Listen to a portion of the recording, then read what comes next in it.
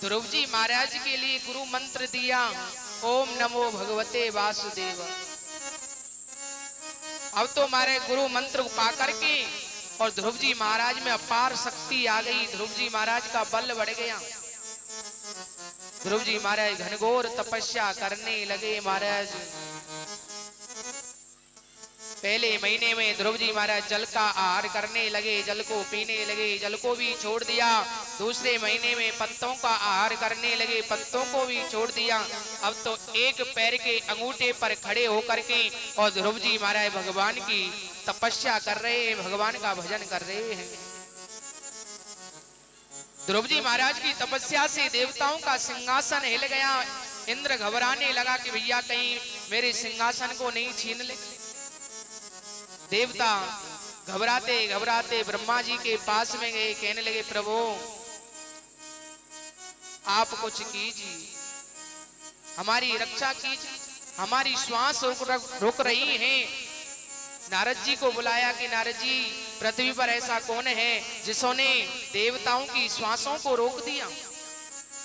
नारद जी कहने लगे प्रभु राजा उत्तानपाद का पुत्र है जिसका नाम है ध्रुव, वो आपका दर्शन करना चाहता है, आप उसके लिए दर्शन दीजिए। अब तो ब्रह्मा जी महाराज ध्रुव जी महाराज को दर्शन देने के लिए गए। कपोल कहते हैं गालों को स्पर्श किया, शंख को गालों से स्पर्श किया और ध्रुव जी महाराज के नेत्र खुल गए। ध्रुव जी महाराज भगवान के चरणों में गिर गए। ध्रुव जी महाराज कहने लगे प्रभु सबसे पहले हमारी मौसी के लिए दर्शन दीजिए, जिसने ये कहा था कि ये तो आपके पिता नहीं, आपके पिता तो वन में रहते। 5 वर्ष के बालक ध्रुव जी ने अपने परिवार वालों का, अपनी मौसी का उद्धार कराया। बोली राधे राधे। श्री सुखदेव स्वामी कहने लगे हे राजा परीक्षित, आज धीरे धीरे कथा तृतीय दिवस की विश्राम की ओर जा रही है। भरत के 3 जन्मों की कथा। ऋषभ देव जी के महाराज 100 पुत्र हुए और 100 पुत्रों में महायोगी भरत जी हुए। भरत जी बड़े महासंत थे। महाराज कुटिया बना करके भगवान की भक्ति करते थे। एक दिन हिरनियों का झुंड जल पीने के लिए आया। जैसी हिरनियों के झुंड में एक हिरनी गर्भवती थी, उसने छलांग लगाई तो उसका जल में गर्भ गिर गया। भरत जी ने उस हिरण के बालक को देखा। उस हिरण के बालक को जल से बाहर निकाल करके लालन पालन करने लगे, पालना शुरू किया। जैसे बहुत से जीव घरों पर हमारे कुत्ते पालते हैं, खरगोश पालते हैं, हमारे बिल्ली पालते हैं, ऐसे भरत जी ने अपने आश्रम पर हिरण के बालक को पालना शुरू किया। उसका नाम रख दिया राम बोला। जहां भी जाते मेरा राम बोला, किधर गया, कहां गया, भगवान के भजन को छोड़ दिया भरत जी ने। एक दिन क्या हुआ, भरत जी सत्संग करने के लिए गए। अब तो हिरण का बालक हिरनियों के झुंड में मिलकर के और अपने परिवार वालों के साथ में चला गया।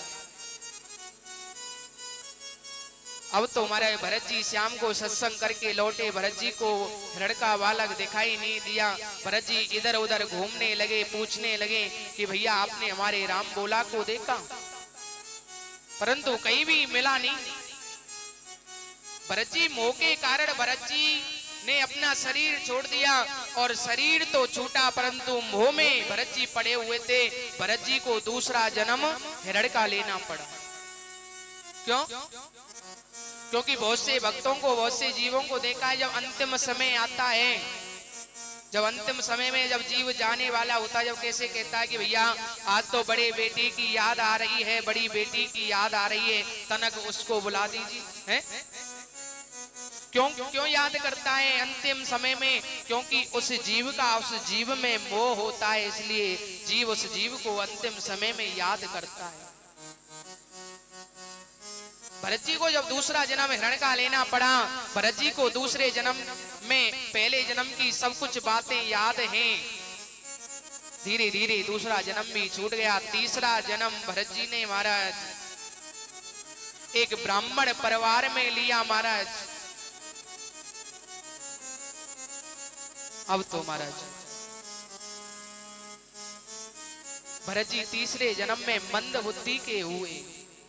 मंद बुद्धि के समझ करके उनके पिता ने उनका विवाह नहीं किया। भरत जी सोचने लगे भैया जो कुछ हो रहा है वो अच्छा ही हो रहा है, शादी विवाह हो जाते तो हमारा मोह में पड़ जाते, हमारा भगवान का भजन नहीं हो पाता है। अब तो हमारा भरत जी घर में अकेले बैठे रहते हैं महाराज। उनके दो भाई थे, भाई कहने लगे भैया आप दिन भर घर में पड़े रहते हो, कोई काम धंधा नहीं करते। उन्होंने खेत की रखवाली करने के लिए भरत जी को भेज दिया। भरत जी ने पूरे खेत को उजड़वा दिया और खेत की मेड़ पे सो गए महाराज। भरत जी के भाइयों ने जाकर के देखा कि भैया एक देखे तो सही, एक पागल को खेत की रखवाली करने के लिए भेज दिया, कैसे रखवाली कर रहा होगा। भरत जी के भाइयों ने जाके देखा तो भरत जी ने तो पूरे खेत को उजड़वा दिया और आराम से भगवान का भजन कर रहे हैं महाराज। उनके भाइयों ने भरत जी में एक ठोकर लगाई और कहने लगे अरे जड़, तू जड़ की तरह सो रहा है, आपको ये मालूम नहीं कि पूरे खेत को उजाड़ दिया। तभी से भरत जी का नाम पड़ गया जड़ भरत। भाइयों ने भरत जी को घर से निकाल दिया। रास्ते में हमारा सिंधु देश के राजा राहुगढ़ हैं। राजा राहुगढ़ कपिल भगवान के आश्रम पर सत्संग सुनने के लिए जा रहे थे। राजा राहुगढ़ की पालकी में भरत जी को लगाया। राजा राहुगढ़ ने भरत जी से अनुचित बातें कही। भरत जी ने राजा राहुगढ़ के लिए ज्ञान दिया, मन और बुद्धि के बारे में बताई और उनके लिए ज्ञान दिया। राजा राहुगढ़ भरत जी के चरणों में गिर करके क्षमा याचना मांगने लगे कि मैंने एक बहुत बड़े संत का अपमान कर दिया। अब तो श्री सुखदेव स्वामी कहने लगे हे राजा परीक्षित, भगवान 28 प्रकार के नरकों के बारे में बताने लगे। जब भगवान ने 28 प्रकार के नरकों के बारे में बताया, उससे पहले भगवान ने बताया कि देवताओं ने समुद्र मंथन किया। समुद्र मंथन में महाराज 14 रत्न निकले। 14 रत्नों में महाराज कालकूट विष निकला, कामधेनु गाय निकली, ऐरावत हाथी निकला, परिजात वृक्ष निकला, लक्ष्मी जी निकली। सर्वप्रथम जब कालकूट विष निकला, अब तो देवताओं ने और दैत्यों ने मिलकर के संधि करी, तब जाके समुद्र मंथन किया। कहने लगे भैया सबसे पहले विष ही निकले आया, अब इस विष को कौन पिए। सभी देवता उस विष के कलश को लेकर के, जहर के कलश को लेकर के और भोले बाबा के पास में चले गए महाराज। भोले बाबा ने देवताओं से कहा कि भैया देवताओं आप बड़े चतुर हो, महाराज जब समुद्र मंथन किया तब तो हमको बुलाया नहीं, और जब आप पर कष्ट आया तब आप हमारे पास में इस जहर को लेकर के आयो। परंतु भोले बाबा कहने लगे कोई बात नहीं, मैं तो हमेशा देवताओं के साथ में ही रहता हूँ, उस देवताओं के हित के लिए ही मैं कार्य करता हूँ, मैं आपके कार्य को अवश्य करूंगा। भोले बाबा ने कालकूट विष को पिया और कालकूट विष को भोले बाबा ने अपने कंठ में रख लिया, जिससे भोले बाबा का नाम नीलकंठ पड़ गया। हमारा कंठ में तो रखा, परंतु उस जहर से भोले बाबा का जो शरीर था वो गर्म हो गया। गर्म होने के कारण देवताओं ने भोले बाबा से मदद करी और देवताओं ने भोले बाबा के सिर पर चंद्रमा को धारण कर दिया, क्योंकि चंद्रमा की शीतल चांदनी होती है महाराज, उससे भोले बाबा को थोड़ी शांति मिली। फिर देवताओं ने और दैत्यों ने फिर समुद्र मंथन किया। कामधेनु गाय निकली, ऐरावत हाथी निकला जो देवराज इंद्र के लिए दे दिया, लक्ष्मी जी निकली उसको विष्णु भगवान के लिए लक्ष्मी जी ने वरमाला डाल दी महाराज। लास्ट में हमारे अमृत का कलश निकला। अमृत के कलश को लेकर के दैत्य राक्षस भाग गए, देवता देखते ही रह गए महाराज। देवता कहने लगे भैया समुद्र मंथन हमने किया और अमृत के कलश को लेकर के दैत्य भाग गए। अब तो सभी देवता विष्णु भगवान के पास में पहुंचे।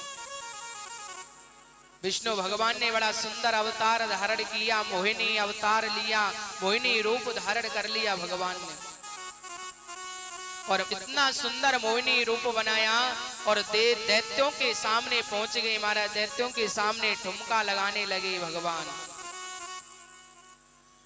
दैत्य भगवान के मोहिनी अवतार को देख करके मोहित हो गए। भगवान कहने लगे, दैत्यों मैं आपके इस अमृत के कलश का बंटवारा करूंगी। दैत्य तो भगवान पर मोहित हो गए। दैत्य कहने लगे, हे सुंदरी जैसा आप करोगे ऐसा ही हमें मंजूर है। मोहिनी अवतार में भगवान कहने लगे कि कोई बात नहीं, जो पतला पतला अमृत है उसको तो मैं देवताओं के लिए पिला देती हूँ, और जो गाढ़ा गाढ़ा बच जाएगा महाराज उसको लास्ट में तुम्हारे लिए पिला दूं। दैत्य तो महाराज कहने लगे, कोई बात नहीं, जैसा आप करोगे ऐसा ही हमें मंजूर है। जब भगवान मोहिनी अवतार में देवताओं के लिए अमृत पिला रहे थे, तो दैत्यों में है राहु नाम का दैत्य समझ गया कि भैया गाढ़ो पतलो कछुना, ये तो भगवान विष्णु की नारायण की कोई चाल है। अब तो राहु नाम का दैत्य सूर्य और चंद्रमा के बीच में जाकर के बैठ गया, और राहु नाम के दैत्य ने अमृत पी लिया। देवता कहने लगे, प्रभु अभी जिसको लिए आपने अमृत पिलाया है ये देवता नहीं है, ये तो दैत्य है। आपने क्या किया? तुरंत ही भगवान ने अपने सुदर्शन चक्र से और राहु के सिर को काट दिया। तभी से महाराज दो ग्रह हो गए, राहु और केतु। और भगवान ने बड़े सुंदर मोहिनी रूप से महाराज देवताओं के समुद्र मंथन की लीला को संपन्न कराया। अब तो महाराज श्री सुखदेव स्वामी कहने लगे, हे राजा परीक्षित, भगवान विष्णु ने गजेंद्र मोक्ष किया, गजेंद्र की रक्षा करी। एक समय गज और ग्राह में युद्ध हो रहा था समुद्र के अंदर, और लड़ते लड़ते जब महाराज गज हारने लगा तो गज ने महाराज भगवान विष्णु को पुकारा, भगवान विष्णु को स्मरण किया, याद किया। अब तो हमारे भगवान विष्णु गरुड़ जी पर सवार होकर के एकदम प्रकट हो गए, और गज और ग्राह को समुद्र से निकाल करके बाहर लेकर के आए, और ग्राह का मुख फाड़ करके और गजेंद्र को मुक्ति दिलाई भगवान विष्णु ने। बोले वृंदावन बिहारी लाल की जय हो। अब तो भगवान 28 प्रकार के नरकों के बारे में बताने लगे कि भैया 28 प्रकार के नरक कौन कौन से नरक हैं, कैसे नरक से हमें कैसी दुर्दशा होती है महाराज। इधर श्री सुखदेव स्वामी ने 28 प्रकार के नरक बताए। पहला नरक बताया तामिश्र नरक, दूसरा अंधर तामिश्र नरक, तीसरा रौरव नरक, चौथा महारौरव नरक, पांचवा कुंभी पाक नरक, छठवां काल सूत्र नरक, सातवां 80 पावन नरक, आठवां शुकर मुख नरक, नौवां अंधकूप नरक, 10वां मिंजी भोजन नरक। ऐसे 28 प्रकार के नरक हैं। जो मनुष्य पराई स्त्री के साथ में, पराये बच्चों के साथ में, दूसरों के बच्चों के साथ में छल कपट दुर्व्यवहार करता है, ऐसे जीव के लिए तामस्र नरक मिलता है। जब ऐसा जीव भगवान यमराज के पास में जाता है तो यमराज ऐसे जीव को अंधकार में डाल देते, जहां अंधकार ही अंधकार रहता है। और जैसे धोबी कपड़ों को धोता है, ऐसे यमराज के दूत उस जीव की पिटाई करते हैं। बोली राधे राधे राधे। दूसरा नरक बताया अंध तामस नरक। जो जीव मित्र के साथ में छल कपट करता है, भाई के साथ में छल कपट करता है, भाई से दुर्व्यवहार करता है, ऐसे जीव के लिए अंध तामस नरक मिलता है। ऐसे जीव को काट काट करके तड़पाते हैं महाराज। तीसरा नरक बताया रौरव नरक। जो जीव चोरी करता है, लूटपाट करता है महाराज, ऐसे जीव के लिए रौरव नरक मिलता है।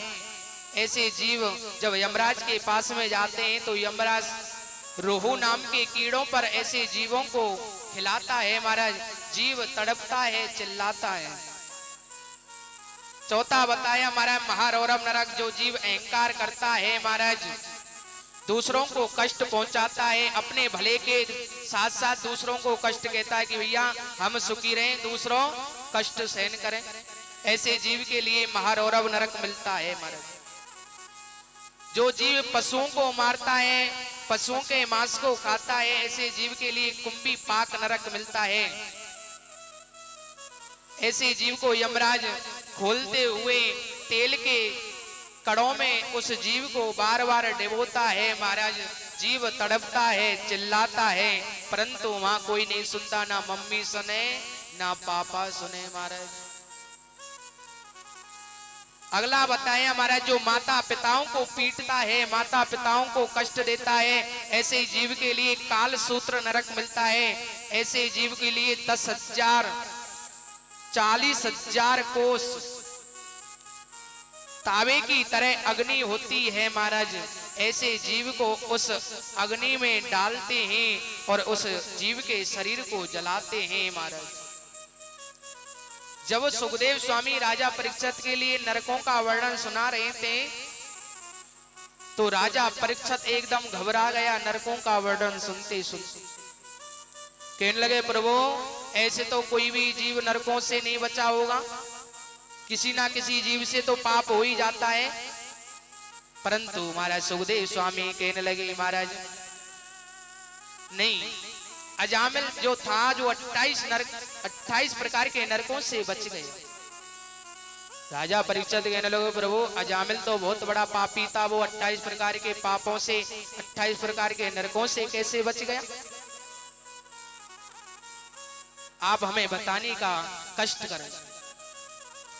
श्री सुखदेव स्वामी कहने लगे कि भैया एक समय अजामिल शिकार खेलने के लिए गया और उनके गांव में घूमने के लिए ब्राह्मण आए। ब्राह्मणों ने अजामिल के घर का जल पी लिया और सामने से अजामिल आ रहा। ब्राह्मण कहने लगे भैया हमने तो पापी अजामिल के घर का जल पी लिया।